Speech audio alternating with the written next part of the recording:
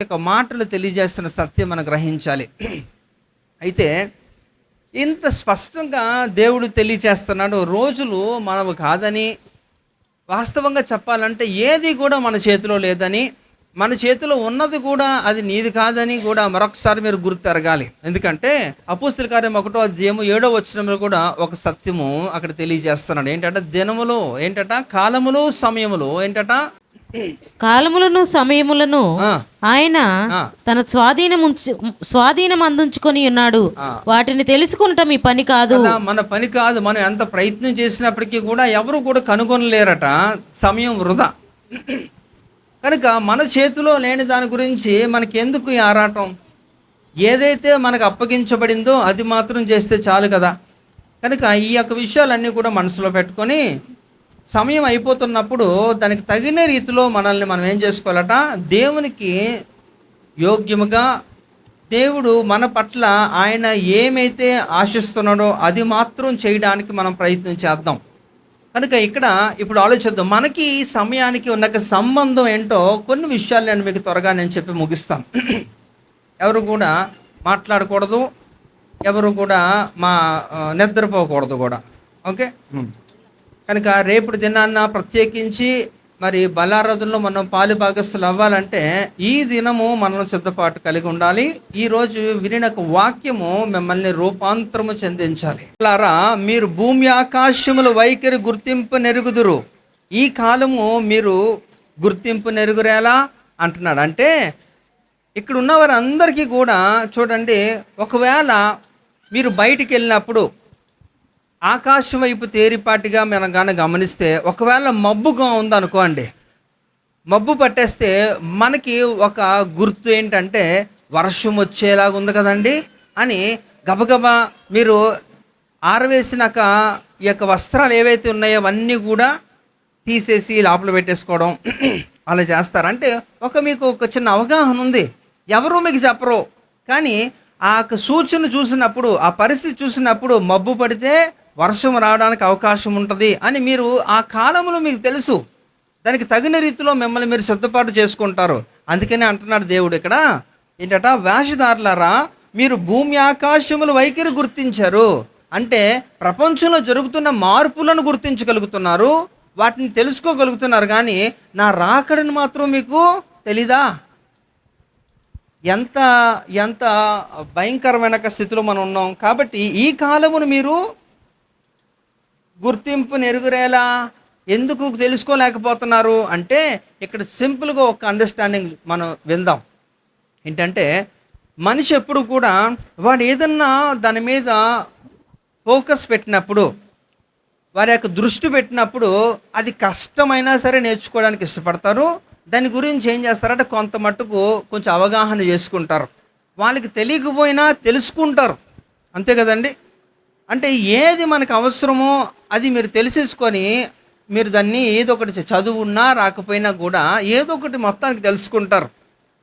అయితే ఇక్కడ దేవుడు పట్ల ఇది ఎప్పుడు కూడా ఇట్ రిఫ్లెక్ట్స్ ద డివినిటీ అన్నమాట. అంటే ఎప్పుడు కూడా దేవుడి గురించి, అంటే ఆధ్యాత్మిక విషయాలకి ఇది ఎప్పుడు కూడా ఏమవుద్దట, ఇలా క్లాష్ అవుతూనే ఉంటుంది.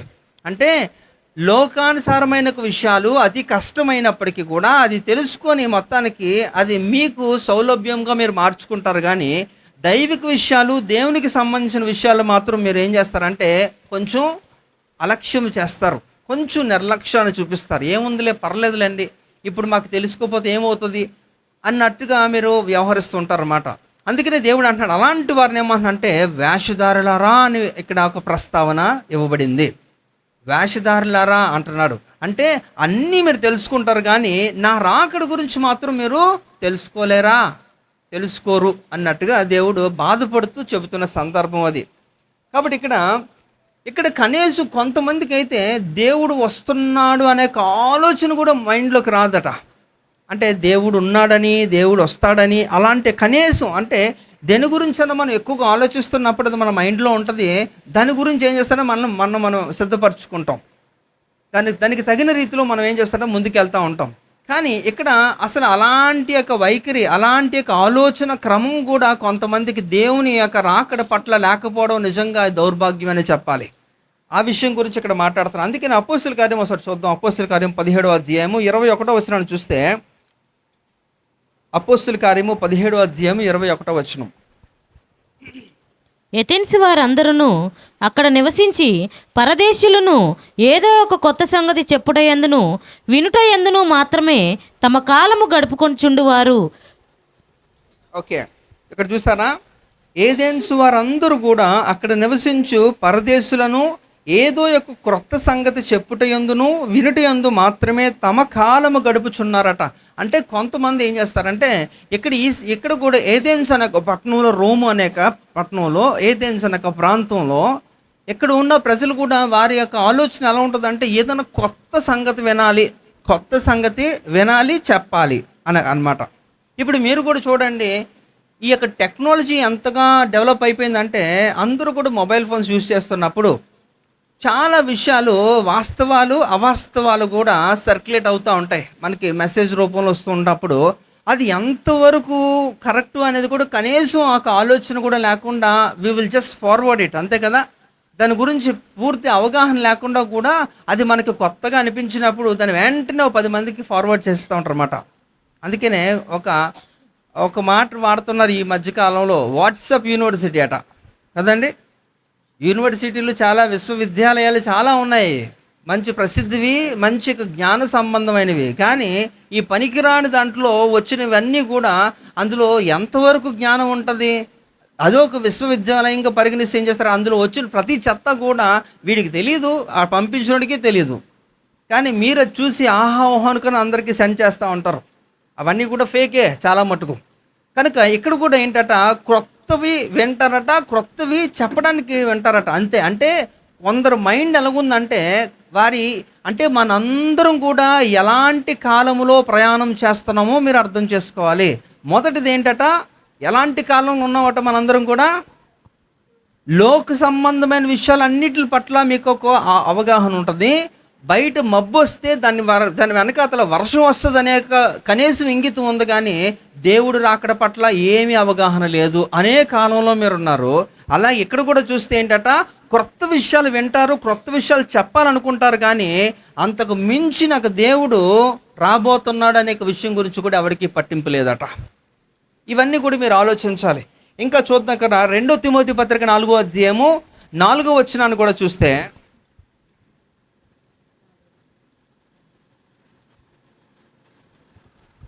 సత్యమునకు చెవినీయక కల్పనా కథలకు తిరుగు కాలము వచ్చును. చాలమ్మా, ఏంటంటే ఇక్కడ కూడా చూడండి, సత్యమునకు చెవినీయక కల్పనా కథల వైపునకు తిరుగు కాలము వచ్చునట.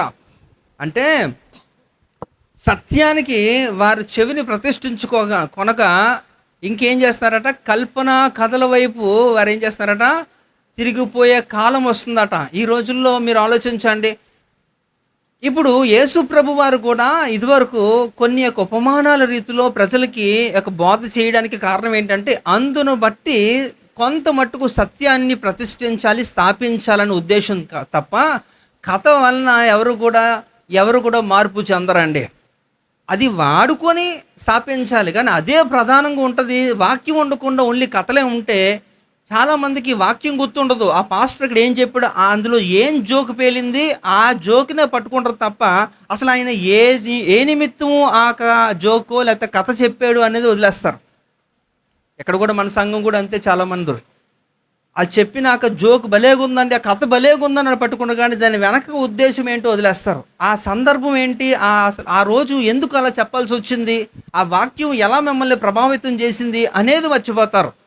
అందుకని ఇక్కడ ఏంటట, ఒకవేళ ఇలాంటి ప్రజలు మన చుట్టూ ఉన్నారంటే మీరు గమనించండి, మీరు ఏ కాలంలో ప్రయాణం చేస్తున్నారు అనేది ఇక్కడ చెప్తున్నాడు అపోస్తలుడు పౌలు గారు తిమోతికి చెప్తున్నాడు. ఏంటట ఇక్కడ, సత్యమును చెవినీయక కల్పనా కథల వైపునకు తిరుగు కాలం వచ్చును. ఈ రోజుల్లో వాక్యానికంటే కథలు ఎక్కువైపోతున్నాయి కదండి. ప్రతి సంఘంలో కూడా దేవుని కృపను బట్టి మన సంఘంలో లేదు, హల్లెలూయా కదండి. మన సంఘంలో ఎక్కువ కథలు అలాంటి వాటికి ఎక్కువ మన ఛాన్స్ ఇవ్వం. ఒకప్పుడు ఒక 7-8 సంవత్సరాల క్రిందట విస్తారంగా అలాంటివి మనం కూడా కొంత మట్టుకు నేర్చుకున్నాం, కానీ కాలక్రమేపీ సమయం దగ్గర పడుతుంది అంటున్నప్పుడు ఇంకా లాఫింగ్ క్లబ్బులు మనకు వద్దాం, దానివల్ల ఉపయోగం లేదు. కనుక ఇక్కడ అలాంటి పరిస్థితుల్లోనే ఉన్నారు అంటే ఇక్కడ మీరు ఆలోచించండి, కాలానికి మనిషికి ఎలాంటి సంబంధం ఉన్నది అనేది ఇక్కడ తెలియజేస్తున్నాడు ఇక్కడ. ఇంకా చూడండి, యూదా పత్రిక 17వ వచనాన్ని కూడా చూస్తే, యూదా పత్రిక 17వ వచనం అంటే ఒకటే అధ్యాయం ఉంటుంది అందులో, అందుకనే డైరెక్ట్గా వచనాన్ని చెప్తున్నాను. అక్కడ చూస్తే, అయితే ప్రియులారా, అంత్యకాలమునందు తమ భక్తిహీనమైన దురాశలు చొప్పున నడుచు పరిహాసములుందురని అంటున్నారట. అంటే ఏంటట, అంత్యకాలములో ఎలాంటి వారంట, దురాశలు ఉంటాయట. దురాశలకు తమ హీనమైన దురాశలు చొప్పున నడుచుకుని పరిహాసకులు ఉంటారంట అండి. అంటే ఇక్కడ కూడా చూడండి ఎలాంటి వారంటే, ఈ రోజుల్లో మనం చూస్తే ఎక్కువ దురాశలు అంటే వారికి దానివల్ల ఎవరికి దేవుని రాజ్యానికి అసలే ఉపయోగం ఉండదు. వారు ఏం చేస్తారట, పరిహాసకులు ఎక్కువ ఉంటారన్నమాట. అంటే ఎప్పుడు కూడా సెటారికల్గా, ఎప్పుడు కూడా ఏంటంటే సర్కాస్టిక్గా మాట్లాడే వాళ్ళే ఉంటారు. ఇవన్నీ కూడా ఇవే ఎక్కువ ఉంటుందట. అంటే ఇవి ఎక్కడ ఉంది, ఇప్పటివరకు నేను చెబుతున్న లేఖనాలన్నీ మీరు పరిశీలన చేస్తే అవన్నీ కాలముల్లో జరుగుతున్నవే మాట్లాడుతున్నాను. ఇప్పుడు కూడా యూదా పత్రికలు చివరిగా మనం చూస్తే అంత్యకాలము అంటున్నాడు అక్కడ. అంటే ఇక్కడ ఎంత దగ్గర సంబంధం ఉంది మనిషికి కాలానికి అనేది. అయినప్పటికీ కూడా ఇక్కడ ఇందాక నేను తెలియజేసిన సత్యం ఏంటంటే, కాలములు సమయములు ప్రభు వశంలోనే ఉంటున్నాయి. అది మన పని కాదని తెలుసుకోవడానికి. అయినప్పటికీ కూడా ఆ కాలానికి మనకి సంబంధం ఉంటున్నప్పుడు అందులో మనుషులు ప్రవర్తించే తీరేంటో ఇక్కడ దేవుడు తెలియజేస్తున్నాడు. అంటే ఈ అంత్యకాలంలో ఒకవేళ కానీ మనం ఇలాంటి పరిస్థితి ఎదుర్కొంటున్నామంటే ఇది ఒక క్లారిటీ ఏంటంటే, మీరు డేంజర్ పొజిషన్లోనే ఉన్నారు. అంత్యకాలం అంటే ఏంటి? దట్స్ లాస్ట్ డేస్, లాస్ట్ టైంలో ఉన్నాం. సమయం ఎక్కువ లేనట్టే కదా. అందుకే నేను మొన్నటి దినాన్ని కూడా మీకు జ్ఞాపకం చేశాను. ప్రకటన గ్రంథం 12వ అధ్యాయము 12వ వచనంలో కూడా చూస్తే అక్కడ ఒకడు గుర్తించాడు వాడికి సమయం కొంచెం అని. ఎవడాడు? అపవాది గుర్తించాడట సమయం కొంచెం కాబట్టి వాడు బహు క్రోధము గలవాడే ఇక్కడ వచ్చేస్తున్నాడట, భూమి మీదకి వచ్చేస్తున్నాడు. అంటే వాడికి తెలిసింది కానీ నీకు తెలియకపోవడం విడ్డూరం, విచిత్రం.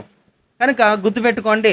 అందుకని ఇక్కడ హెబ్రీ గ్రంథకర్త అయితే ఎఫెసీ పత్రిక వీళ్ళందరినీ ఈ యొక్క పత్రికలన్నీ కూడా రాసిన అపోస్తలుడు పౌలు గారు శ్రేష్టమైన విషయాన్ని మన మూలవాక్యంగా మనం తీసుకుంటున్నాం ఈరోజు. ఏంటట, దినములు చెడ్డవి కనుక అని మాట్లాడుతున్నాడు.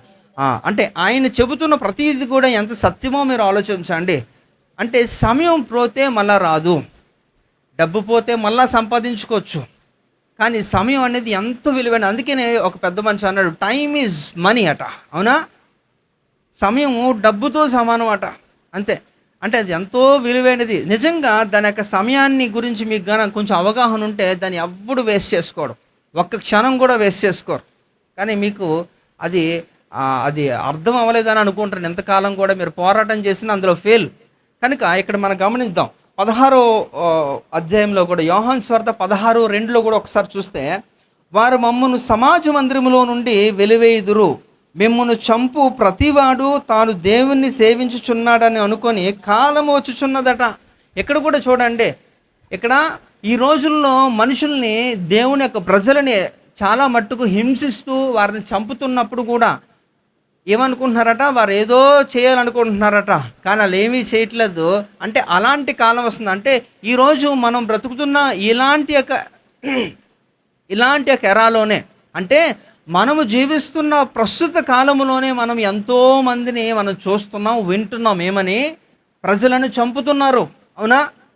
ఆ కాలం వస్తుంది అన్నది ఆ కాలంలోనే మనం ఉన్నాం. అంటే ఇవన్నీ కూడా వెళ్ళిపోతున్నాయి అన్నమాట. అంటే కానీ నీకు అవగాహన లేదు, నీకు చలనమే లేదు, అసలు ప్రతిస్పందన కూడా లేదు. అది ఇక్కడ విడ్డూరం, విచిత్రం. కనుక ఆలోచించండి, సమయానికి మనకి చాలా దగ్గర సంబంధం ఉంది. కనుక ఆ సమయంలోనే, అందుకనే సమయం గురించి చెబుతున్నాడు. కాలములు సమయములు ప్రభు వశం అంటూ ఇక్కడ దినములు చెడ్డవి కనుక సమయాన్ని పోనివ్వక అని ఆయన హెచ్చరిస్తున్నాడు. సమయం మనకి విస్తారంగా ఉందనుకుంటే అది ఎంతో భ్రమ. అంటే అది కోల్పోయిన తర్వాత మీకు అర్థమవుద్ది, కానీ అప్పుడు మీరు పశ్చాత్తాపడినప్పటికీ కూడా ఉపయోగం లేని స్థితి అయిపోద్ది. కనుక అందుకనే అక్కడ ఒక ఫ్రేజ్ వాడతాడు, అది నాకు కొంచెం ఆడ్గా ఉంటుంది, కానీ నిజంగా అది నిజమే. ఎందుకంటే ఎఫెసీ 5:15లో అజ్ఞానుల వలే కాక అంటున్నాడు కదండి. అజ్ఞానం అంటే బుద్ధి లేనోడని పాలిష్డ్గా చెప్తున్నాడు. అంతే కదా. అలా అంటే కొంచెం ఫీల్ అవుతారు కాబట్టి అజ్ఞానం అన్నాడు అనమాట. అజ్ఞానుల వలె కాక జ్ఞానుల వలె జాగ్రత్తగా నడుచుకోవాలట. అంటే ఇక్కడ ఉన్నవారందరూ కూడా లేదా బుద్ధి లేదంటే బుద్ధి ఉంది, కానీ ఆ బుద్ధిని మంద బుద్ధి అయిపోయింది, దాన్ని సరిగ్గా సాన పెట్టలేదట. అందువలన వారు ఏంటట, వారికి ఏం అర్థం అవ్వట్లేదు, వస్తారు పోతారు వస్తారు పోతారు అంతే. అయితే గుర్తుపెట్టుకోండి, మీరు వచ్చి రావడం పోవడం రావడం పోవడం అలాంటి క్రమంలోనే నా ప్రభు వస్తాడు వెళ్ళిపోతాడు, ఆయన కూడా వస్తాడు వెళ్ళిపోతాడు. హల్లెలూయా. అయితే ఆయనతో పాటు వెళ్ళేది ఎంతమంది అనేది మీరు ఆలోచించాలి. మీరు వస్తారు పోతారు, ఆయన కూడా వస్తాడు, మళ్ళీ వెళ్ళిపోతే మరి ఇంక రాడు ఇంకా. అయితే మరలా వస్తే మాత్రం ప్రళయమే కదా. మీకు తెలుసా, యేసు ప్రభు వారు రహస్య రాకడ గురించి ఆయన మాట్లాడితే అక్కడ మొట్టమొదటిగా దాన్ని ఏమంటామట, మనం మొదటి పునరుద్ధానం అని పిలుస్తాం. That's called the church rapture. కాబట్టి the first resurrection is so precious అనమాట. అంటే మొదటి పునరుద్ధానం చాలా శ్రేష్టమైనది అంటాడు అపోస్తలుడు పౌలు. కనుక ఈ మొదటి పునరుద్ధానం ఎవరైతే పాలిభాగస్తులు అవుతారో వారే శ్రేష్ఠులు, అంటే వారే పరలోకానికి అర్హులు అనమాట, ఒక విధంగా చెప్పాలంటే. కనుక అక్కడికి వెళ్ళేటప్పుడు మనం ఎంతో సిద్ధపాటు కలిగి ఉండాలంటే ఏ ఒక్క క్షణాన్ని కూడా మనం మిస్ చేసుకోకూడదు. సమయము చాలా విలువైనది, చాలా అంటే చాలా. ఇక్కడ 2 తిమోతి పత్రిక 3వ అధ్యాయము 1-2 వచనాల్లో కొంత మట్టుకు చదివితే అక్కడ కూడా దీని గురించి తెలుపుతున్నాడు. చూడండి, చదవండి అమ్మా. 2 తిమోతి అంత్య పత్రిక దినములలో 3:1-2. అపాయకరమైన కాలములు వచ్చునని తెలుసుకొనుము. ఇక్కడ కూడా చూడండి, అంత్య దినముల్లో అపాయకరమైన కాలములు. మళ్ళీ ఇక్కడ చెప్తున్నాడు చూడండి. అంటే ఇప్పుడు మనం మాట్లాడుతున్న అంతా కూడా అదే ఎంఫసైజ్ చేస్తున్నాడు అనమాట. అదే ప్రధానమైనది అక్క గురుగా చెప్తున్నాడు. అక్కడ కాలముల గురించి సమయముల గురించి మాట్లాడుతున్నాడు. అంటే ఒక కాలం రాబోతుంది ఇక్కడ ఏంటంటే అంత్యకాలము. అయితే అది అపాయకరమట. అంటే చివరి దినాలు క్షేమము కాదు అని. అపాయకరం అంటే అది ఎన్నో కష్టములు ఇబ్బందులు ఉంటాయి. అయితే అందులో వచ్చునని తెలుసుకోవాలి. అసలు మనం ఎక్కడున్నాము, ఏం జరుగుతుంది అనేది ఏమీ మీకు పట్టదు. ఎందుకంటే మీకు దాని గురించి ఏమాత్రం అవగాహన ఉండదు. ఏముందండి, నేను పనికి వెళ్ళానా, నాకు జీతం వచ్చిందా, నేను తిన్నానా, బాగున్నానా, నా కుటుంబం బాగుందా, నాకు ఒక నామకార్థమైన ఒక సేవకుడు ఒక సంఘం ఉందా లేదా, అంతవరకే తప్ప మరి దానికి మించి ఒక్క ఆలోచన కూడా మీకు ఉండకపోవడం నిజంగా విచారకరమే. ఇక్కడ చెబుతున్నాడు చూడండి, ఇక్కడ అంత్య దినముల్లో అపాయకరమైన కాలములు వచ్చునని తెలుసుకొనుము అంటూ అందులో మొదటిది ఏంటట, ఎలాగనగా మనుషులు స్వార్థ ప్రియులు. ఇది చాలు, ఎక్కడి నుంచి స్టార్ట్ అంతేనా. స్వార్థ ప్రియులు అంటే ఏంటట, అంటే మనుషులందరూ కూడా ఈ రోజుల్లో ఏమైతే సెల్ఫిష్ పీపుల్, స్వార్థ ప్రియులుగా ఉంటున్నవాడు వాడి స్వార్థం కొరకు వాడు ఏమన్నా చేస్తాడు, ఆఖరికి నేను చంపేస్తాడు కూడా. అలా అయిపోతున్నారు ఈ రోజుల్లో. అయితే ఇలాంటి వారు మనకు కనబడుతున్నారా అంటే అవునండి కనబడుతున్నారు. అంటే గుర్తుపెట్టుకోండి, అంటే కనబడుతున్నారు అంటే ఇది అంత్యకాలం అని మీరు డిక్లేర్ చేసుకోండి, అంతేనా. ఇది అంత్యకాలం ఎలాంటిదట, అపాయకరమైనది అని కూడా తెలియజేస్తున్నాడు. అంటే అది మంచిది కాదు, మీకు క్షేమం ఏమాత్రం ఉండదు. అయినను మీరు ఇంకనూ క్షేమంగా ఉన్నారంటే అది నా ప్రభువు కృప, అంతేనా కాదా, అంతే. అయితే ఇక్కడ గుర్తుపెట్టుకోండి, ఇవన్నీ కూడా జరగబోతున్నాయట. అంటే లూకాసు వార్త 19వ అధ్యాయము 42వ వచనం ఒకసారి చూద్దాం. లూకాసు వార్త 19:42. నేను నీ శత్రువులను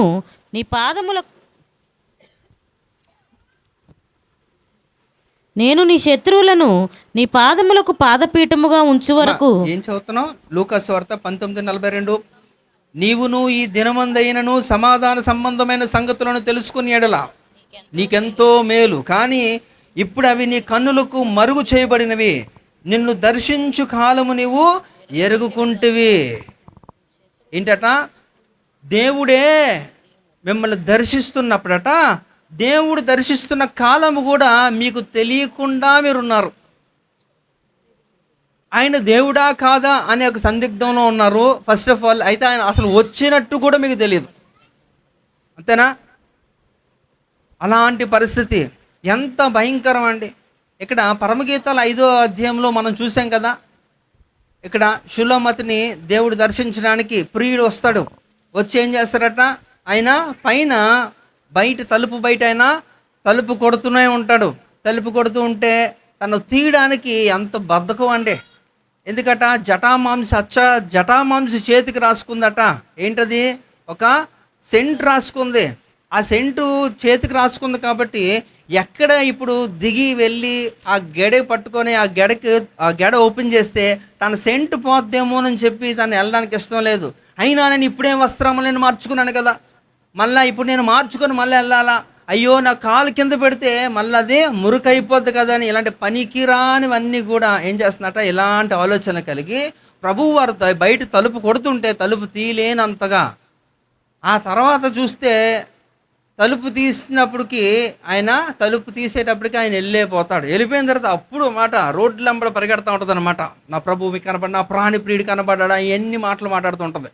కనుక అంటే ప్రభు వారు దొరుకు కాలంలో మనం ఏం చేయాలట, వెతకాలి, మనం పొందుకోవాలి. అంటే సమయం మనం డిలే చేసినప్పుడు దాన్ని మనం కొంచెం నిర్లక్ష్యం చూపించి దాన్ని వదిలేస్తే మనకి ఎంత నష్టం అంటే ఆ నష్టాన్ని ఎవరు భర్తీ చేయలేరు. అందుకని ఈ సమయం గురించి ఎంత విస్తారంగా మాట్లాడొచ్చో సమయం మనకి లేదు నిజం చెప్పాలంటే. ఎందుకంటే మీరే అంత లేట్గా రావడం బట్టి, తొందరగా స్టార్ట్ చేయకపోవడం బట్టి. ఇక మత్తయి సువార్త 25వ అధ్యాయంలో కూడా అక్కడ కూడా ఒక 10 మంది కన్యకులు కూడా వారు ఒక 5గురు ఉండిపోవడానికి గల కారణం కూడా ఏంటంటే వారు మెలకుగా ఉండకపోవడం, తర్వాత సమయానుకూలంగా తమను తాము సిద్ధపరచుకోకపోవడమే కదా. ఈ విషయాలన్నీ కూడా మనకు తెలుసు, విన్నాం చాలాసార్లు. అయినప్పటికీ కూడా సమయం మీద మనకి ఈ రోజుకి కూడా పట్టు లేకపోవడమే నిజంగా బాధ. ఒకవేళ నిజంగా దానికి విలువ తెలిస్తే మీరు ఏ ఒక్కరు కూడా ఒక క్షణం కూడా మీరు చేజార్చుకోవడానికి ఇష్టపడరు. కనుక ఈ దినము దేవుడు మనకి తెలియజేస్తాడంటే సమయం చాలా విలువైనది. ఎంత విలువైనది అంటే ఆ సమయంలోనే ఏం జరుగుతుందట, ప్రభువు వారు రావచ్చు, వెళ్ళిపోవచ్చు. ఆయనతో పాటు సిద్ధపడిన వారందరూ కూడా వెళ్ళిపోవచ్చు. కనుక ఇక్కడ ప్రభువు వారు దర్శించు కాలము నువ్వు ఎరుగుకుంటవి, నీకు తెలియకపోతే ఎలా? కనుక మనల్ని మనం ఎప్పుడు కూడా సిద్ధపాటు కలిగి ఉండాలట, ఎప్పుడు కూడా మెలకు కలిగి ఉండాలట. అందుకే యేసు ప్రభు వారు కూడా శోధనలు అనేది వస్తాయని ఆయనే చెప్పారు. శ్రమ వస్తుంది, కష్టం వస్తుంది అని ఆయనే చెప్పారు. ఏంటట, యోహాను సువార్త 16వ అధ్యాయము 33వ వచనంలో చెప్పారు, అయినను ఈ లోకములో శ్రమ, అయినను మీరేంటట ధైర్యము తెచ్చుకోండి అంటున్నాడు. నేను లోకాన్ని జయించాను కాబట్టి మీరు జయించరని చెప్పిన వ్యక్తే గెత్సెమనే తోటలో ఆయన శిష్యులకు ఒక మాట చెప్తారన్నమాట, మీరు శోధనలో ప్రవేశించుకుంటున్నట్లు మెలకువ కలిగి ప్రార్థన చేయండి అని చెప్పింది కూడా ఆయనే కదా. ఇక్కడ వస్తుందని చెప్పాడు, అందులో వెళ్లకుండా మిమ్మల్ని మీరు ముందుగానే సిద్ధపడి మెలకువ కలిగి ప్రార్థన చేయండి అని చెప్పిన వ్యక్తి కూడా యేసు ప్రభు వారే. మరి ఏం చేద్దాం అయితే, వచ్చినప్పుడు చూసుకుందాం అంటారా? వచ్చినప్పుడు చూస్తారా ఎవరన్నా? ముందుగానే చూసుకోవాలా కదా. అయితే మనం ముందుగా సిద్ధపడినప్పటికీ కూడా మనం శ్రమ ఎదుర్కొంటున్నప్పుడు నీ పక్షాన నా దేవుడు ఆయన వహిస్తాడు. హల్లెలూయా. కాబట్టి మనకి చింత ఎలా? అందుకనే నీ చింత యావత్తు ఆయన మీద, 1 పేతురు 5వ అధ్యాయము 7వ వచనంలో కదా, క్యాస్ట్ ఆల్ యువర్ యాంగ్జైటీ. ఏంటట, మీ చింత యావత్తు ఆయన మిమ్మల్ని గూర్చి చింతించున్నాడు కనుక మీ చింత యావత్తు ఆయన మీద వేయాలట. కాబట్టి ఇంతగా ఇన్ని వాగ్దానాల చేత దేవుడు మనల్ని నడిపిస్తూ మనల్ని బలపరుస్తున్నప్పటికీ కూడా మనం అర్థం చేసుకోకపోవడం, ఆయనంతలో ఆయనే మన దగ్గరకు వచ్చి మనల్ని రక్షించాలనుకున్నప్పుడు కూడా మనం అది అసలు వచ్చేవారు అతనో కూడా మనం గుర్తించలేని ఒక స్థితి. నిజంగా అది బాధ. కాబట్టి మీరు ఆలోచించండి. సో ఇవన్నీ కూడా మనం చూసినప్పుడు దేవుడు మనకి ఒక పాఠాన్ని నేర్పిస్తున్నాడు. అదేంటో నేను చెప్పి నేను ముగించేస్తాను. అదేంటంటే, ఇప్పుడు సమయం ఎంతో విలువైనది కాబట్టి ఆ సమయం విలువ తెలియని మనకి ఎలా నడుచుకోవాలో, ఎలాగ సమయాన్ని మనం యూజ్ చేసుకోవాలో, ఆ కాలంలో మనం ఎలా బ్రతకాలి అనేది దేవుడు బిడ్డలకి దేవుడు ఈ సమయాన్ని ఎలా వాడుకోవాలో ఆయన తెలియచేస్తున్న కొన్ని మాటలు నేను చెప్తాను. అందులో మొదటిది మనం చూద్దాం. మొదటిది ఏంటట, ఇక్కడ కాలము సంకుచితమై ఉన్నదంట. ఇక్కడ చూద్దాం. ఇక్కడ 1 కొరింథీ పత్రిక 7వ అధ్యాయము 29వ వచనం.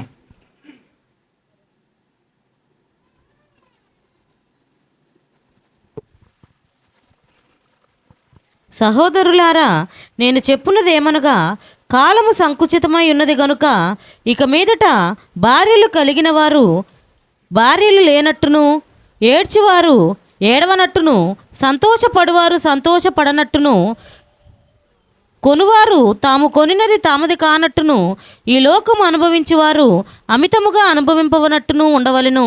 అంటే ఇక్కడ ఉండి లేనట్టు, ఉన్నట్టుగా ఇవన్నీ కూడా కొంతమంది ఏం చేస్తారంటే, వాడు బ్యాచిలర్ లైఫ్గా ఉంటున్నప్పుడు బాగా వాడు దేవుని కొరకు వాడబడ్డమో, లేకపోతే ఏదన్నా తీసుకున్నాక పనిని సంపూర్ణం చేసేవాడిగా ఉంటారు.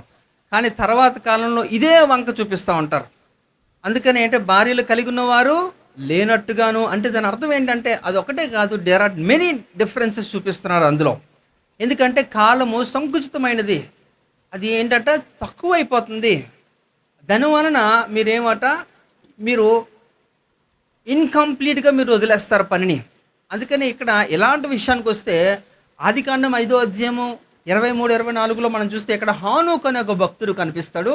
ఆయన 300 సంవత్సరాలు ప్రభువు వారితో నడిచాడని, 365 సంవత్సరాలు ఆయన బ్రతికిన కాలమని అక్కడ తెలుస్తుంది. అయితే ఇంతలో కూడా ఆయన నడుస్తూ, అంటే దేవుని విధానంలో నడుస్తూ, దేవునికి ఇష్టడిగా ఉంటూ, దేవుని చేత గొప్ప సాక్ష్యం పొందిన వ్యక్తిగా ఉన్నప్పటికీ కూడా ఆయన ఏంటి పిల్లల్ని, కుమారులను కుమార్తెలను కంటూ ఉన్నాడట. అంటే ఈ was trying to balance the family life. చక్కగా కుటుంబాన్ని ఆయన ఏం చేస్తున్నారట, చక్కగా బ్యాలెన్స్ చేసుకుంటూ దేవునికి ఇష్టడిగా ఉన్నాడు. ఆయన గురించి గొప్ప సాక్ష్యమే.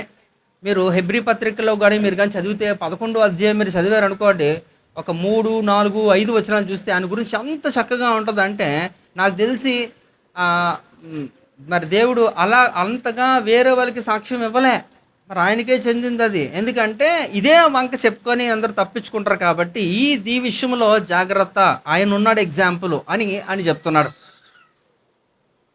కాబట్టి ఇక్కడ ఎందుకు మనం దేవుని బిడ్డలుగా కాలాన్ని ఎలా వాడుకోవాలంటే ఇదట. కాలము ఎందుకు అంటే కాలము సంకుచితమైనది కనుక మనం ఈ రీతిలో ఉన్నది లేనట్టు, లేనది ఉన్నట్టుగా మనం ఏం చేయాలట, అలా చూసుకొని బ్యాలెన్స్ చేసుకొని వెళ్ళగలగాలి అని దేవుడు మొట్టమొదటిగా తెలియజేస్తారు. రెండో చూద్దాం, రోమపత్రిక 13వ అధ్యాయము 11వ వచనం చూద్దాం. రోమపత్రిక 13:11 అక్కడ మరియు మీరు కాలము నెరిగి నిద్ర మేలుకొను వేళ అయినదని తెలుసుకొని అలాగు చేయుడి. అది మనము అంటే ఇక్కడ ఏంటి, నిద్ర మేలుకొని ఉన్నానంటే ఇంకా నైట్ అవుట్లు చేయడమేనా, నిద్ర మానేసి అలా కూర్చోడమేనా, రాత్రి అంతా కళ్ళు ఎలాగ అయిపోయి నీరుగా వచ్చేస్తున్నంత వరకు కూడా అలాగేనా? అది కాదు దాని అర్థం, లిటరల్గా కాదు. మెలకు అదే ఇందాక చెప్తున్నాను, మీరు శోధనలో ప్రవేశించుకుంటున్నట్లు ఏం చేయాలట, మెలకువ కలిగి ప్రార్థన చేయండి అంటున్నాడు.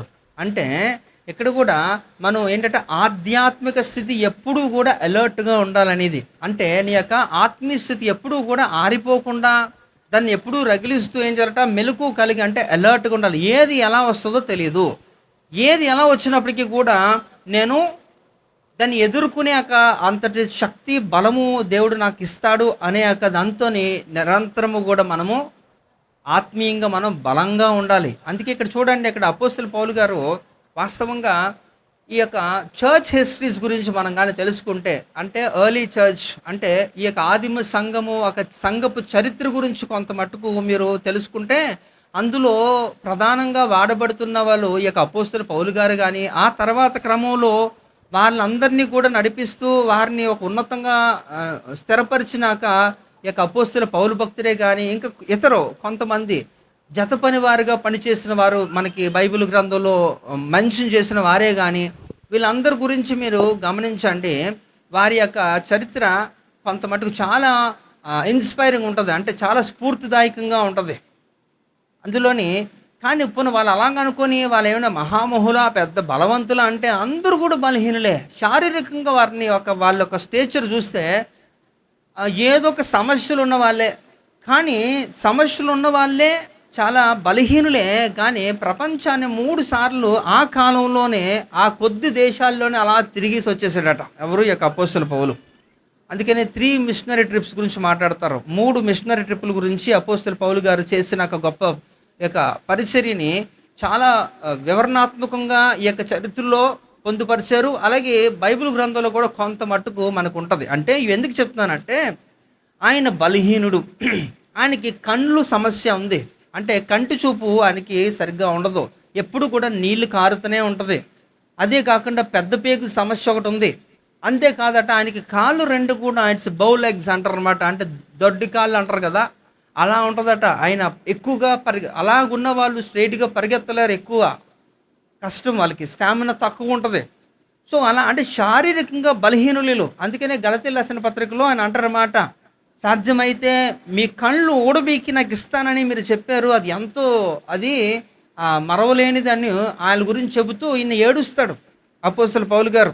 ఎందుకంటే ఇన్ని సమస్యలు ఉన్నవాడిని నన్ను మీరు యాక్సెప్ట్ చేశారు సంఘంలోకి అని ఆయన చెబుతాడు. అంటే ముందు అంతటి యొక్క ఏంటట, అంత ఉజ్జీవంగా సేవకుడు కొరకు ఏదన్నా చేద్దాము అనే అలాంటి యొక్క ఆలోచనలో మీరు ఉన్నారు. కానీ రాను రాను మీరు ఎలా తయారంటే భ్రష్టులు అయిపోయారని గలతీ సంఘం వారికి 4వ అధ్యాయంలో ఫుల్గా క్లాస్ తీస్తాడనమాట. అంటే ఆయన యొక్క శారీరకమైన బలహీనత గురించి చెబుతున్నాను కదా, అదే అపోస్తలుడు పౌలు అంటారన్నమాట, బాహ్య పురుషుడు కృషించిపోయినప్పటికీ కూడా అంతరంగ పురుషుడు ఏమాట దినదినము నూతనపరచబడుతున్నాడు. అంటే దాని అర్థం ఏంటి? శారీరకంగా ఆయన ఎంతో బలహీనుడే, మనము కూడా బలహీనమే. అయినప్పటికీ కూడా మనం ఏం చేయాలట, ఆత్మీయంగా మనం బలంగా ఉండాలంటే బలంగా ఉజ్జీవంగా ఎప్పుడు కూడా ఉండాలి. ఒకవేళ లేకపోతే ఏం జరుగుతుందంటే, 1 పేతురు 5వ అధ్యాయము 8వ వచనంలో ఒకడు ఉన్నాడు. ఎవడాడు? మీ ఫ్రెండ్, ఎప్పుడు మీ చుట్టూ తిరుగుతుంటాడు కదా, లేకపోతే మీరు ఆడి చుట్టూ తిరుగుతారో. ఏంటది? చదవండి, నా మొహంలో ఏముండదు, బైబిల్లోనే ఉంటుంది అంతా. మీ విరోధి అయిన అపవాది, మీ విరోధైన అపవాది గర్జించు సింహము వలె ఎవరిని మృంగుదునా అని వెతుకుచూ తిరుగుతున్నాడట. ఆడికి కొంచెం ఛాన్స్ ఇస్తే చాలు, అయిపోద్ది అంతా కూడా, అందరినీ మింగేస్తూ ఉంటాడు. మరి అలాంటి వాడిని ఎదిరించాలంటే మనం ఏం చేయాలట? ఇప్పుడు నీ శత్రువు కనిపించేవాడితో మనం పోరాటం చేయొచ్చు, కానీ కనబడిన శత్రువుతో ఎలా చేస్తాం? చేయలేం కదా.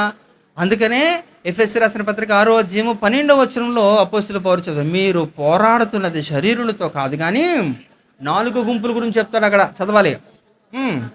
పోరాడునది శరీరులతో కాదు గాని శరీరులతో కాదు, ప్రధానులతోను అధికారులతోను ప్రస్తుత అంధకార సంబంధులకు లోకనాథులతోను ఇంకా లోకనాథులతోను ఆకాశ మండలమందున దురాత్మల సమూహములతోనూ కదా పోరాడుచున్నాము. కాబట్టి వీళ్ళు మనకు కనబడరు, వినబడరు, కానీ వారు మనలను విచ్ఛిన్నం చేయగలరు మనం ఎప్పుడు నిద్రపోతుంటే. అందుకనే మీరు మేల్కొని ఉండాలంటే సమయంలో ఏం చేయాలట, అలర్ట్గా ఆత్మీయంగా మీరు బలవంతులుగా ఉంటేనే ఇదన్నీ జరుగుతాయి. అయితే ఆ కింద 13 నుంచి అలా మీరు చదువుకొని వెళ్తే మనము ఏమేమి ధరించుకోవాలో అక్కడ చెప్తాను. వద్దులేండి, మీరు చదవండి, ఎందుకంటే మీకు చెప్పేస్తాను, టైం లేదు. టైం గురించే మాట్లాడుతున్నాను, కానీ నాకే టైం లేకుండా అయిపోయింది. ఎందుకంటే మీరు అలా చేస్తారు, టైంకి రారు కాబట్టి. కనుక ఇక్కడ ఏంటట, మనం సర్వాంగ కవచాన్ని ధరించుకోవాలట. ఏమేమి ధరించుకోవాలో, ఒక యుద్ధానికి ఒక వీరుడు వెళ్తే ఎలాగుంటాడు, అలాగా ఈ కనబడని ఈ యొక్క అంధకార దురాత్మల సమూహంతో మనం పోరాడాలి. ఏంటట, నిత్యము ఎంతవరకట, మనం చనిపోయే వరకు మనం పోరాడాల్సింది వాళ్ళతోనే. కాబట్టి ఖచ్చితంగా మనము బాహ్య పురుషుడిగా మనం వీక్ అయినప్పటికీ కూడా అంతరంగ పురుషుడిని మనము దినదినము మనం ఏం చేయాలట, వృద్ధి చెందించాలి. అంటే మనం ఈ వాక్యం అవసరం, దేవుని యొక్క శక్తి మనకు అవసరం, ప్రార్థన అవసరం. కనుక ఇవన్నీ మనం చేస్తూ ఉండాలి. ఉపవాసాలు ఇవన్నీ కూడా, మరి అపోస్తలుడు పౌలు గారు ఎన్ని ఉపవాసాలు, శ్రేష్టమైన ఒక భక్తులు. మరి బైబిల్ గ్రంథంలో చూస్తే మరి దానియేలు, యొక్క ఏలియా, వీళ్ళందరూ కూడా ఎంతెంత ఉపవాసాలండి. మోషే, మరి వారి ఉపవాసాల ద్వారా వారు ఎన్నో సాధించగలిగారు. సాధ్యపడలేదు అనుకున్నవన్నీ కూడా సాధ్యమైపోయాయి. ఆఖరికి విశ్వాసులుగా ఉంటున్న నినేవే పట్టణవాసులు కూడా వారందరూ కూడా ఉపవాసం ఉన్నారట, కటిక ఉపవాసం ఉన్నారట, కఠినమైన ఉపవాసం. డబ్బుకి దేవుడు నినేవే పట్టణాన్ని దుడిసేద్దాం అనుకున్నాడు కూడా ఏం చేశారట, ఏమీ చేయలేదు, వదిలేశాడు. ఎందుకంటే మార్పు చెందిపోయారు. కనుక ఇది ఉపవాస ప్రార్థనేనా? ఈరోజు ఉపవాస కూడికేనా? ఎంతమంది ఉంటున్నారు ఉపవాసం అంటే 1-2 చేయలు కంటే ఎక్కువగా లేగవు. కారణం ఏంటి? మీకు తెలుసు కదండి మేము ఎంత బలహీనమో. మీరు ఎప్పుడూ బలహీనులే. కానీ దేవుని కొరకు కొంత మట్టుకు అలాంటి యొక్క ఆలోచన ఉండాలి కదా. ఇప్పుడు నేను బలవంతంగా ఉండమని నేను చెప్పను, ఎందుకంటే మీ యొక్క శరీర ఆరోగ్యాలు మీకే తెలుసు కాబట్టి. అది అనవసరంగా మీరు కళ్ళు తిరిగి పడిపోతే పాస్టర్ చెప్పాడు కదా నా మీద మళ్ళా కదా, దేవుని నామానికి అవమానం నాకేం కాదు, కానీ దేవుని నామానికి అవమానం అంటే మీకు శాపం అయిపోతుంది. కనుక జాగ్రత్తగా కొంత మట్టుకు కొంచెం ఆలోచన కలిగి ఉండండి. సమయాన్ని కరెక్ట్గా యూజ్ చేసుకోండి. కొన్ని విషయాలు బైబిల్కి సంబంధించి బైబిల్కే కాదు, అది ఎవరికి రాశారు? మనకే కదా. కాబట్టి అది పాటించడానికి ప్రయత్నం చేయండి. కనుక మొదటిది ఏంటంటే అక్కడ కాలము సంకుచితమైనది కాబట్టి ఎలా వాడుకోవాలో అక్కడ తెలియజేస్తాం. ఉన్నది లేనట్టుగా, లేనది ఉన్నట్టుగా అదే వంక చెప్పేసి మనం ఇంకేదో చేయకుండా. రెండోది ఏంటంటే కాలము నెరిగి నిద్ర మేలుకొని అంటున్నాడు అనమాట. అంటే ఈ కాలంలో మనం ఉన్నాం కాబట్టి మనం మెలకుగా ఉంటేనే మనం ఇదేదైనా చేయగలమని తెలియజేస్తూ, మరి మూడోది చూస్తే హెబ్రీ పత్రిక 10వ అధ్యాయము 37వ వచనం. ఇక కాలము బహు కొంచెముగా ఉన్నది, వచ్చుచున్నవాడు ఆలస్యము చేయక వచ్చును. అది కాలము బహు కొంచెముగా ఉందట, అయితే వచ్చువాడు ఆలస్యము చేయడట. ఎవరండి వచ్చేవారు? ఏసేనా? ఏసే వస్తాడు, ఏసే కంటే ముందు ఇంకొకడు కూడా వస్తాడు. అది రెండు కూడా. కాబట్టి ఆలస్యం చేయొద్దు. కొంచెమే ఉందంటున్నప్పుడు దాన్ని కరెక్ట్గా వాడుకోవాలి. ఇప్పుడు ప్రభుత్వాలు ఒక లాక్డౌన్ ప్రకటించి మీకు సరుకులు కూడా, ఎమర్జెన్సీ సరుకులు కూడా ఇప్పట్లో రావు, ఒక నెల రోజులు వస్తుంది అంటే ఆ తర్వాతే మీకు రిలీజ్ చేస్తాం అంటున్నారు అనుకోండి. అప్పుడు మీరు ఏం చేస్తారు? మీ దగ్గర ఉన్న వస్తువులు ఏవైతే ఉన్నాయో అత్యవసర వస్తువులు అన్నీ కూడా ఏం చేస్తారట? జాగ్రత్త వాడతారా? ఇది ఎప్పుడుదో పాతదండి, ఇది ఎందుకు ఎంతకాలం అలా ఉంది, కొత్తది కొందాం అనుకుంటే లేదు కాబట్టి, అది పారేయడానికి లేదు కాబట్టి ఏం చేస్తారట? చాలా జాగ్రత్త. ఎందుకంటే బయట దొరకదు. ఇది కూడా పిచ్చిగా ఎప్పుడులాగే మీరు వాడితే తర్వాత ఉండదు, తర్వాత కాలానికి తర్వాత అది రిలీజ్ చేసే వరకు కూడా మీకు ఇక్కడ ఇబ్బంది అవుతుంది. కాబట్టి ఉన్నదాన్ని చాలా జాగ్రత్తగా వాడతారు కదా. కాబట్టి ఇక్కడ కూడా ఏంటంట, కాలము బహు కొంచెమట, కానీ వచ్చేవాడు ఆలస్యం మాత్రం చేయడు. గుర్తుపెట్టుకోండి, ఇద్దరు అంతే. అటు ఒక అపవాది కానీ ఇక్కడ యేసు ప్రభు వారు కానీ ఆయన మనల్ని తీసుకుని వెళ్ళిపోవడానికి ఆయన అంత వస్తున్నాడో మనల్ని పాడి చేసి వెళ్ళకుండా ఆపడానికి కూడా వీడు అంతే కష్టపడుతున్నాడు. కనుక సమయాన్ని కరెక్ట్గా మీరు వాడుకోండి అని ఇక్కడ మనకి హెచ్చరిస్తున్నాడు దేవుడు. ఇంకా చూద్దాం 2 కొరింథీ పత్రిక 5వ అధ్యాయము 7వ వచనం. గనుక ఈ దేహంలో నివసించుచున్నంత కాలము ప్రభువునకు దూరముగా ఉన్నామని ఎరిగి ఉండియు ఎల్లప్పుడూ ధైర్యము గలవారమై ఉన్నాము. ఇట్లు ధైర్యము కలిగి ఈ దేహమును విడిచిపెట్టి ప్రభువునొద్ద నివసించుటకు ఇష్టపడుచున్నాము. కాబట్టి ఇక్కడ గుర్తుపెట్టుకోండి, ఈ దేహములో ఉన్నంత వరకు ప్రభువుకు మనం దూరంగానే ఉన్నాము, అంతే కదా. ఎందుకంటే ప్రభు దగ్గరికి వెళ్ళాలంటే ఇలా వెళ్ళలేం కదా. 1 కొరింథీ పత్రిక 15వ అధ్యాయం 51 52 ఇవన్నిటిలో చూస్తే రక్త మాంసములను దేవుని రాజ్యమును స్వతంత్రించుకున్నారు కదా. ఇలా వెళ్ళలేము. అయితే ఈ దేహంలో ఉంటున్నప్పుడు ఖచ్చితంగా ప్రభువుకు మనం దగ్గరగా మనము లేము. కానీ నేనైతే అని చివరిగా ఒక మాట చెప్తున్నాను, నేనైతే ప్రభువు యొద్దకు నేను నివసించడానికి ఇష్టపడుతున్నాను, ఈ దేహాన్ని వదిలి వెళ్ళిపోవాలనుకుంటున్నాను. ఇక్కడ ఉన్న వాళ్ళందరూ ఏమనుకుంటారండి? బ్రతికినంత వరకు కూడా రాజాలాగా బ్రతకరా అంటారు. రాజాలాగే బ్రతకండి, దేవుడిని పక్కకు పెట్టి. అలా దేవుడినే పక్కకు పెట్టి తిను తాగు సుఖించని రాజాలాగే బ్రతికాడు ఒకడు కదా. ఎవడాడు? లూకాసు వార్తలో కనిపిస్తాడా? ఎవడాడి పేరేంటి? ధనవంతుడు, అంతే. ఆడి పేరు ఇవ్వలేదు. అంటే కొంతమంది పేర్లు మెన్షన్ చేయడానికి కూడా దేవునికి ఇష్టం ఉండదు, అందుకే వాళ్ళ పేర్లు సైలెంట్ చేస్తాడనమాట. అలాగ ఉంటుంది, ఎందుకంటే ఆడ వల్ల నేర్చుకోని ఏమీ లేదు మనకి. కాబట్టి ఇక్కడ ఏంటట, ఈ దేహంలో ఉంటున్నప్పుడు ఇలా ఉంటుంది పరిస్థితి. కనుక సమయం అనేది ఎంతో విలువైనదని చెబుతూ అక్కడ కాలాన్ని గురించి వివరిస్తూ చెబుతున్నాడు ఇక్కడ. ఇంకా చూద్దాం, 1 పేతురు 1వ అధ్యాయము 17వ వచనం చూడండి. 1 పేతురు పత్రిక 1వ అధ్యాయము 17.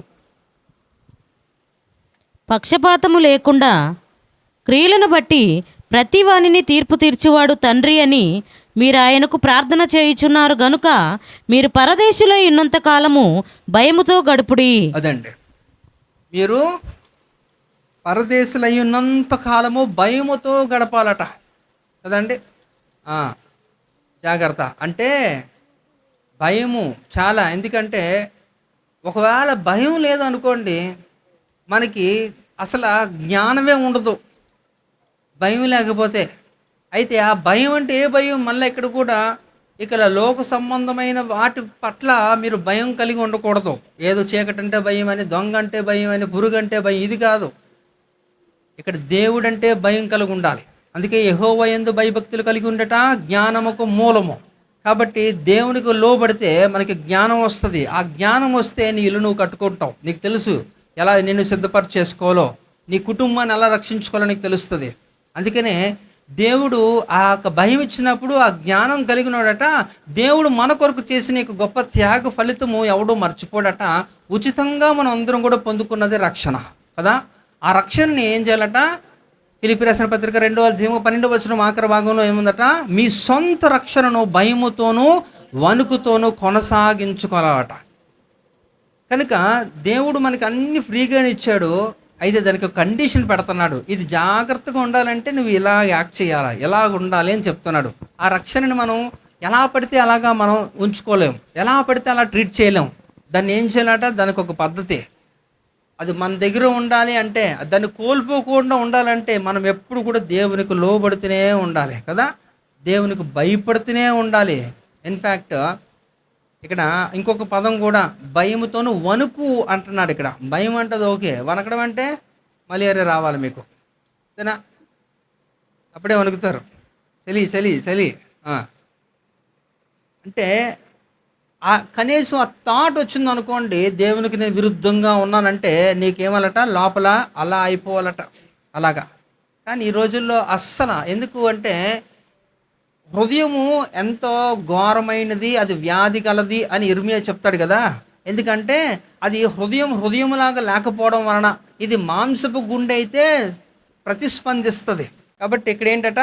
భయముతోనూ వణుకుతోనూ మనం ఏం కొనసాగించి, దేవుడు మనందరికీ ఫ్రీగా ఇచ్చాడు రక్షణని. ఆ ఫ్రీగా ఇచ్చిన దాని ఏంటంటే ఉచితంగా వచ్చారు కాబట్టి ఏం పోయినా పర్లేదు అనుకోకండి దయచేసి. ఒక ఉచితంగా వచ్చిన దానికి విలువ చాలా ఉంటుంది.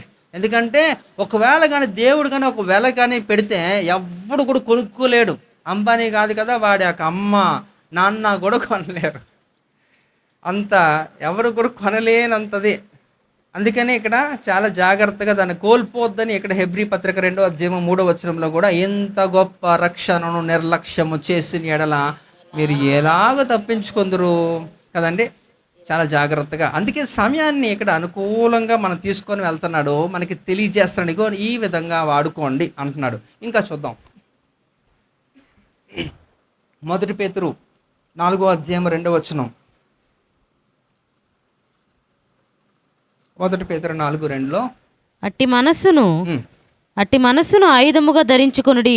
శరీర విషయములో శ్రమపడిన వాడు శరీరమందు జీవించి మిగిలిన కాలము ఇక మీదట మనుజాశలను అనుసరించి నడుచుకొనక దేవుని ఇష్టానుసారముగానే నడుచుకొనున్నట్లు పాపము జోలికి నేమియూ లేక ఇక మీదట లేకయుండును.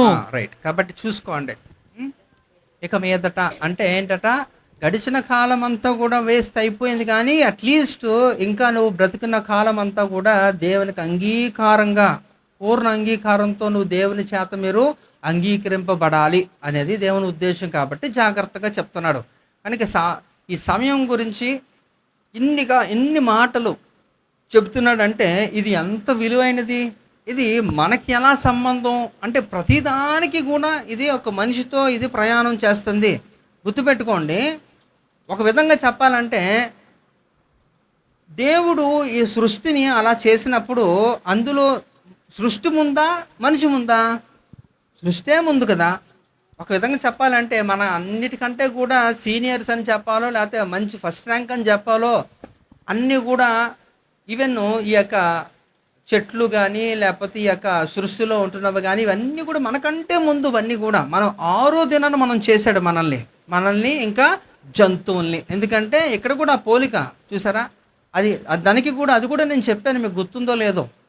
ఇక సృష్టి రహస్యం గురించి మాట్లాడుతున్నప్పుడు ఈ 7 దినాలు 6 దినాలు సృష్టి ఒక వరుస క్రమంలో ఆ కంపారిజన్ ఎందుకు చేశాడు? అదే అదే ఎందుకు ఒక రోజులో రెండు అలాగా కంపేర్ చేసి ఎందుకు చేశాడు అనేది నేను వివరించాను మీకు. మీకు అవన్నీ జ్ఞాపకం ఉన్నాయో లేదో. అయితే 6వ దినాన్ని మనిషిని ఒక్కడనే చేస్తే బాగుండు కదా. మనిషితో పాటు కూడా ఈ యొక్క జంతువులు కూడా ఎందుకు చేశాడంటే, విచక్షణ లేనివి విచక్షణ కలిగిన వాడు, ఆ రెండు యొక్క డిఫరెన్స్ కూడా మనకి దేవుడు తెలియజేస్తున్నాడు. ఒకవేళ విచక్షణ కోల్పోతే నువ్వు కూడా ఇలాగే బిహేవ్ చేస్తావని ఆ యొక్క క్రమాన్ని మనకి నేర్పిస్తున్నాడు. కాబట్టి ఇక్కడ గుర్తుపెట్టుకోండి, ఈ కాలము ఇక మీదట అంటున్నాడు. అంటే ఇప్పుడు వరకు కూడా మీ వయసు ఎంతో నాకు తెలియదు. ప్రతి ఒక్కరికి కూడా వారి యొక్క వయసు, ఒక పెద్దవాళ్ళు అయితే ఒక 50 పైనే ఉంటుంది. మరి ఇంతవరకు కూడా మీరు ఏం చేశారు దేవుని కొరకు? లేకపోతే దేవుడు మీకు అనుగ్రహించిన సమయాన్ని దేవుని కొరకు ఎలా మీరు బదిలీ చేశారో నాకు తెలియదు. కానీ ఇక మీదట అంటున్నాడు. కనుక ఇప్పుడైనా సరే మీరు ఈ దేహాన్ని విడిచి వెళ్ళే లోపు మీరు సంపూర్ణంగా దేవుని యొక్క అనుకూలతలో మీరు ఉండండి. ఇంకొకటి ఏం చెప్పానంటే, మనకంటే ముందు సృష్టిని చేసినప్పుడు ఈ సృష్టిలో అన్నీ రెడీ అయిపోయిన తర్వాత దేవుడు మనలను ప్రవేశపెట్టాడు. అవన్నీ కూడా అన్ని ఫెసిలిటీస్ మనకి ఇచ్చాడు. అంటే మనతో అవి ప్రయాణం ఎప్పుడూ చేయవు, వాటితోనే మనం ప్రయాణం చేయాలి. అంతేనా? ఈ కాలముతోనే మనము చేయాలి, కానీ మనతో కాలము ప్రయాణము చేయదు. అందుకనే time and tide never waits for anybody. అంతేనా? సమయం ఎవ్వరి కొరకు ఆగదట. నీకు నచ్చినా నచ్చకపోయినా, నువ్వు చచ్చిపో అయినా సరే ఆగదు. అంతే కదా? ఎందుకు ఆగుతుంది? ఎవరి కోసం ఆగదు. కనుక వాటికి అనుసారంగా మనల్ని మనం సిద్ధపరచుకొని వెళ్ళాలి. కనుక దేవుడు ఎంత క్లియర్గా చెబుతున్నప్పుడు, ఇక మీదట అంటున్నప్పుడు, ఇప్పటి వరకు వేస్ట్ చేసిన ఎన్ని యొక్క సంవత్సరాల్లో నాకు తెలియదు, కానీ అట్లీస్ట్నో మీరు ఇంకా మీకు దేవుడు ఎంత ఆయుష్ ఇచ్చాడో ఆ ఆయుష్ అంతటిని కూడా సంపూర్ణముగా అనుకూలముగా సమయాన్ని కరెక్ట్గా యూస్ చేసుకోండి అని దేవుడు తన బిడ్డలకు ఆయన తెలియజేస్తున్న సత్యం. ఇంకొకటి చూద్దాం. 1 తిమోతి పత్రిక 6వ అధ్యాయము 18 చూడండి. వారు వాస్తవమైన జీవమును సంపాదించుకొను నిమిత్తము రాబోవు కాలమునకు మంచి పునాది తమ కొరకు వేసుకొనుచు మేలు చేయువారును సత్క్రియలు అను ధనము గలవారును ఔదార్యము గలవారును తమ ధనములో ఇతరులకు పాలిచ్చువారునై ఉండవలనని వారికి ఆజ్ఞాపించుము. అదే ఇక్కడ కూడా చూడండి, చాలా మంది ఇక్కడ ఇది కూడా ఫెయిల్ అయిపోతూ ఉంటారు. They live in present but they won't live in future. కానీ ఇది చాలా అరుదు. ప్రస్తుత కాలంలోనే చాలామంది ఆలోచనలు ఉంటాయి, వారు నడుస్తూ ఉంటారు. అంతే కదండి. భవిష్యత్తులో మేము ఎలాగెళ్తామండి అంటారేమో మీరు. అంటే నా ఉద్దేశం ఏంటంటే, ప్రస్తుత కాలంలో మీరు ప్రయాణం చేయండి, కానీ భవిష్యత్తు కొరకు ప్రణాళికలు వేయండి. అదే కదా ఇక్కడ ఏంటంటే రాబోవు అంటున్నాడు ఇక్కడ. అదే కదా, అంటే రాబోవు కాలమునకు మంచి పునాది వేయాలట. అంటే మీరు చేసే భక్తి ఎలా ఉండాలంటే, మీ పిల్లల్ని ఒక సరైన రీతిలో నడిపించగలగాలి. మిమ్మల్ని చూసి, అందుకని మొన్న కుటుంబం గురించి మాట్లాడుతూ ఇక్కడ అబ్రహామును చూసినప్పుడు వారి యొక్క తరములన్నీ కూడా వారిని నడుచుకున్నారు ఆయన చూసి ఎగ్జాంపుల్గా. కానీ లోతును చూసి నడుచుకోవడానికి ఏం లేదు, ఒక బఫూన్ ఒక జోకర్లా ట్రీట్ చేశారు. అవునా? ఎవడు కేర్ చేయలేదు. సో మీ పరిస్థితి ఏంటని అడిగాను. అందుకనే మీ కుటుంబంలో మీది ప్రధాన స్థానమా? మిమ్మల్ని చూసి, లేకపోతే తరాలు అట్లీస్ట్ ఒక 2-3 తరాలు మిమ్మల్ని చూసి ఏమైనా నేర్చుకునే రైట్లో మేము ఉన్నారా అంటే మీకే తెలియాలి. ఇక్కడ కూడా ఏంటంటే రాబోయే తరానికి ఒక మంచి పునాది వేయాలి. ఆ కాలమును కంటే మీరు చేసిన శ్రేష్టమైన భక్తి కాలమును ఏం చేయాలట? సద్వినియోగం చేసుకోవాలి. That is what the relation between you and time. కాబట్టి దేవుడు మనకి ఒక కాలానికి ఆ మూడు పెట్టాడు. ఎందుకంటే సమయానికి మనకి అలా ముడి ఉంది. అది మనకు తెలుసుకోలేనప్పుడు విచ్చలవిడికి వెళ్ళిపోతున్నప్పుడు అదొక ద్వారణ ఇదొక ద్వారణ వెళ్ళిపోతుంటారన్నమాట. రెండు దారులు అయిపోతుంటాయి.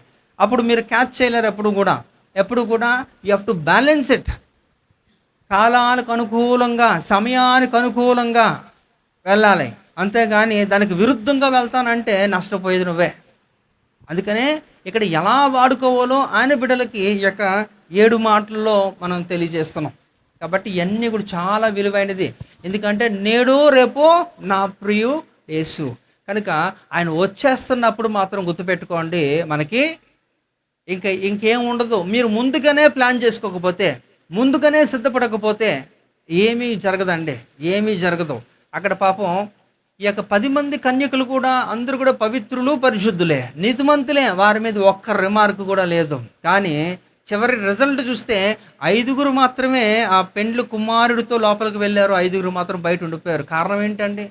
వీళ్ళు ఏమైనా పాపం చేశారా అంటే లేదే. వాళ్ళ మీద ఏమన్నా పూర్వం ఏమన్నా కొన్ని యొక్క తప్పిదాలు ఉన్నాయంటే లేవు కదా. అయినప్పటికీ ఉండిపోవడానికి కారణం ఏంటి? సరి చేసుకోలేదు. అంటే when you have not prepared your self for the future, మిమ్మల్ని మీరు సిద్ధపరచుకోకపోతే పరివసనాలు చాలా తీవ్రంగా ఉంటాయి. ఎంతగా అంటే ఏమీ లేదండి, సింపుల్గా మీరు దేవుని దగ్గరికి అయితే వెళ్ళరు, చాలదా? ఇంకా అంతకంటే ఇంకేం కావాలి? ఎంత భక్తి చేసి కూడా మన పౌరస్థితి పరలోకం అని చెప్పుకునే బదులు ఎన్ని చేసి కూడా అక్కడికి వెళ్ళకపోతే ఎందుకు? వేస్ట్ కదా. కనుక మనం చేసే భక్తి అంతా కూడా మనం అక్కడికి వెళ్ళాలని ఒక గోల్, ఒక గురి కలిగి ఉండాలి. ఆ గురి కలిగి ఉంటున్నప్పుడట మనం ఏదైనా సాధించగలుగుతాం. ఐ థింక్ గురి గురించి కూడా మనం మాట్లాడినట్టు రీసెంట్గా మాట్లాడమే లేదా? కానీ గురే లేదు కదా. ఏదో అంటే ఆ రోజుకి ఆ రోజు వినేసి వదిలేయడం తప్ప మళ్ళీ మనం నెంబర్ వేసుకోవాలి, మళ్ళీ దాన్ని స్టడీ చేయాలి అనే కనీసం ఆలోచన ఉంటే మీరు ఈ స్థితిలోనూ ఉండరు. నిజంగా మిమ్మల్ని చూస్తే జాలేస్తుంది. ఈ యొక్క రక్షణ ఎంత ఎంత అంటే ఒక 20 సంవత్సరాలు 30 సంవత్సరాలు ఉపయోగం లేదు, సున్నా, ఏముండదు. ఎందుకంటే ఏ రోజు ఆ రోజు వెళ్ళిపోతూ ఉంటుంది. కనుక మీకు చెప్తున్నాను కదా, సమయం మనకి కొంచెం ఉంది. రాబోయే దినాలన్నీ కూడా చెడ్డవి అని తెలియచేస్తున్నప్పుడు ఏ సమయంలో ఎలా అవుతుందో తెలియదు. కాబట్టి మిమ్మల్ని మీరు సిద్ధపరచుకోండి. మీరు వినిన దాన్ని విడిచిపెట్టకండి, గట్టిగా పట్టుకోండి. హల్లెలూయా. కాబట్టి ఇక్కడ అందుకనే అన్ని లోకంలో ఉన్నవన్నిటికీ తెలుసు. దాని గురించి మీరే జ్యోతిష్యులుగా ముందే ప్రకటించేస్తారా, ఇప్పుడు వర్షం వచ్చేస్తుంది అని మీరే చెప్పేస్తారా మబ్బు చూసి కదా. ఇన్ని చెప్పిన వాళ్ళు, ఎంత తెలిసిన వాళ్ళు, ఇంత జ్ఞానం ఉన్నోళ్ళు దేవుని రాకడ గురించి కనీసం అవగాహన లేదు, సిద్ధపాటు లేదు. అదే దేవుడు బాధపడుతూ అలాంటి వారిని దేవుడు మొట్టమొదటిగానే ఖండిస్తూ ఒక మాట వాడతాం, వేషధారులారా అంటున్నాడు. అదేనా? కనుక జాగ్రత్త. సమయం అనేది చాలా విలువైనది, పోతే మళ్ళా రాదు. కనుక ఏ సమయంలో దేవుడు వస్తాడో తెలియదు. కాబట్టి ఏ సమయంలో వచ్చినప్పటికీ కూడా నువ్వు సిద్ధపాటు కలిగి ఆయనతో పాటు వెళ్ళిపోయే కృపలో నువ్వు ఉండాలి. దేవుడి కొద్ది మాటలు వెనుకల్లో ఫలించును గాక. చిన్న ప్రార్థన చేద్దాం.